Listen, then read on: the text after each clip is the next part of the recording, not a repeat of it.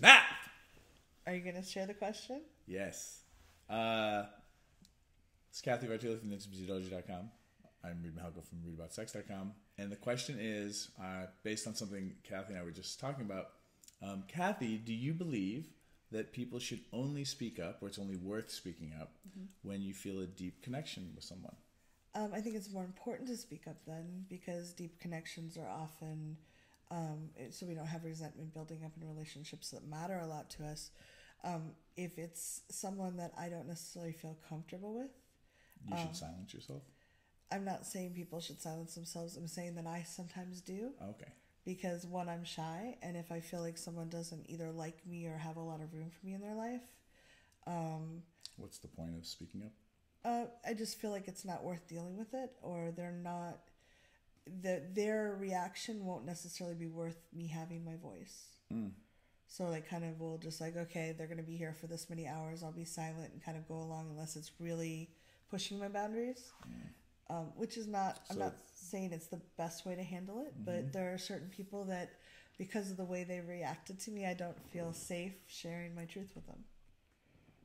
Got it. So your recommendation then is to endure. I think everybody gets to decide for themselves what is right for themselves. That's a good answer. And I definitely recommend speaking up if something is crossing boundaries or causing a lot of discomfort. But if it's smaller things, sometimes it's just, I found it, if certain people I feel very comfortable sharing my truth with, and some people I feel like, one, they won't care, and it's not going to change anything, and it might even make things worse just by them feeling like I'm noisy and difficult. So unfortunately, I don't speak up with them, and maybe that hurts because I don't reach out to spend time with them for sure, because I don't feel comfortable, and that's not opening up the relationship in any way. But if I feel like there's no interest on, the other side about opening up the relationship or improving it, sometimes I just don't think it's worth the effort. So, silence, endure. There are. I'm sure. I'm gonna jump in here for a minute. I'm sure that I will be criticized for what I'm about to say and called a hypocrite. Because yes, we are all human, and even I don't speak up all the time. But generally speaking, I think my advice is going to be, when you can find your voice, use it. And if that makes things worse in ways that are irreparable, I personally would rather destroy and sever a relationship than become passive aggressive in it. And that's going to be my advice. And, so that's as an extrovert. So can I give you some context for how I would have an objection to that? Sure. If it's the... And caveat, if you're not in physical danger. Yes. Physical danger totally aside. If you have a really close friend whose partner occurs to you as either judgmental or indifferent to you, and you've tried to talk a little bit, but there doesn't seem to be any opening, is it worth the few times you spend time with that person to bring up things when it might hurt your relationship with the person you're really close to? I'm going to say yes, because I'm curious if part of the indifference is that you're not speaking up.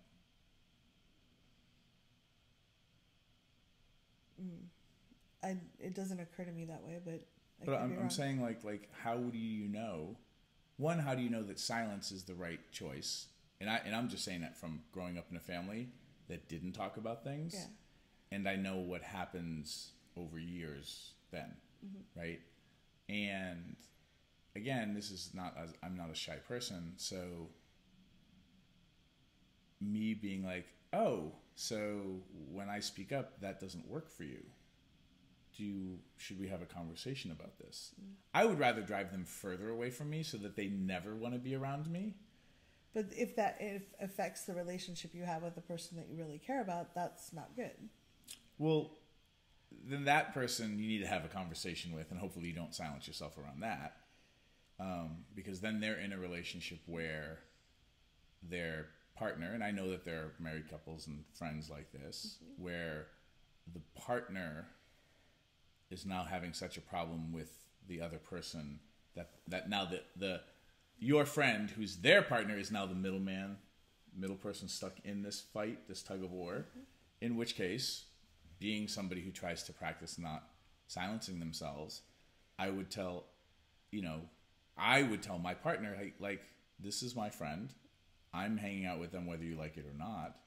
Right. But if you're in a mutual space, how do you handle that? I tell everybody to be grown-ups. Because I don't have time to really, and grown-ups means, like, I'm from New York. Grown-ups can mean, like, those two people stay on separate sides of the room and don't talk to each other. Yeah.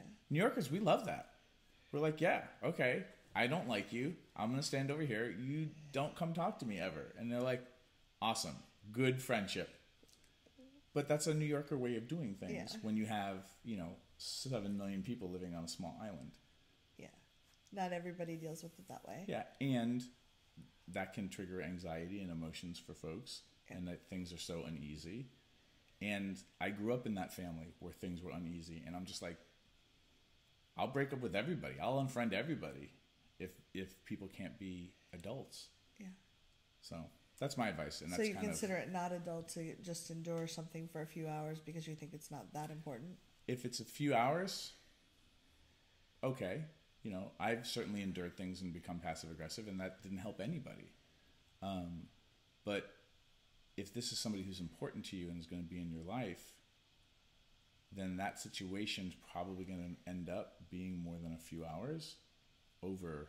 Well, you mean because their partner? Well, like their partner's not going away, right? And you can create situations where you don't have to deal with people that you don't like.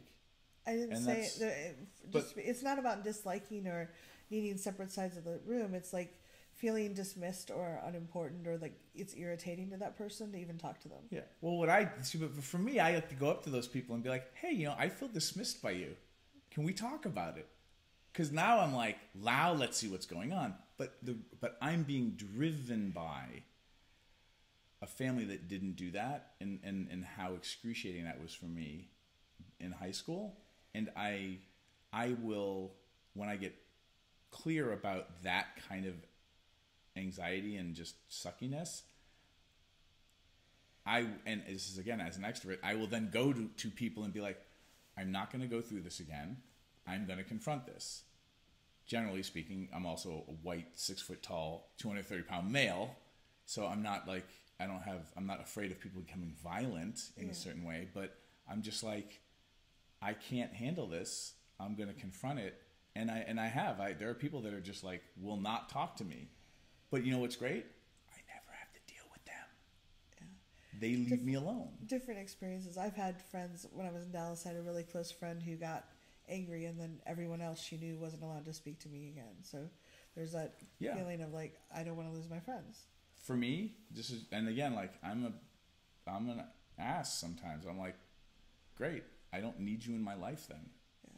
And it's not about like, oh, you have to fight for me to prove that I'm worthy. It's like, if you need to pick a side, pick a side. I'm not going to try to hang out with a bunch of people who need side picking. It's just weird. Yeah. And I have lots of people in my life who don't like other people that are in my life. And I still invite everybody to my birthday party for the most part. Well, I'd love to know what you think. Where do you draw the line between enduring something and speaking up? And is it, when is it more work to talk about things and not worth it to you? No. And also on blood relatives, I don't know the answer to this at all. This doesn't work at all around that, unless you're just going to disappear and fake your own death. Leave comments. Thanks for watching. If you'd like to subscribe to my social media, it's right there. And please subscribe to this channel there. If you'd like to see more goofy Reid and Cathy, there's more videos there. See them. Why are they there?